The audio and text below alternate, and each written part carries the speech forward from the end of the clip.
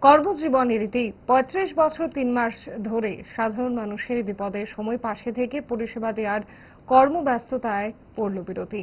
চাকরি জীবন থেকে বিদায় নিলেন ফায়ারম্যান শঙ্কর পাল।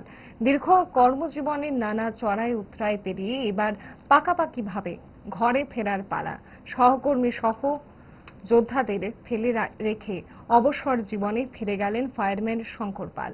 অনুরাগ আর শ্রদ্ধায় বিদায়ী সহ কর্মীকে ফুলের তোড়া আর শুভেচ্ছায় ভরা উপহার আর মিষ্টি মুখ পর্বে জানানো হলো বিদায় সংবর্ধনা। বিশালগড়ের দমকল দপ্তরের কার্যালয়ে হয় এই বিদায় সংবর্ধনা। উপস্থিত ছিলেন সমস্ত দমকল কর্মী সহ স্টেশনের সমস্ত কর্মী এবং আধিকারিকেরা।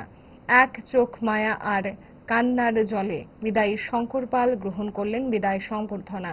দমকলের একজন আধিকারিক তার বক্তব্যে কি প্রতিক্রিয়া জানালেন শোনাবো। পারেন যে এখনো সচল আছেন, এটাই আমাদের একটা বিশাল পাওনা। ওনাদের দেখে আমরাও আরো উৎসাহিত হই। আমরা আশা করবো এইভাবে এই ধারাটা বিশাল করে যে যাতে থাকে সবসময়। অনেক জায়গায় এটা নষ্ট হয়ে গেছে বিভিন্ন কারণে, এটা একটা খুব ভালো জিনিস। যাই হোক, আর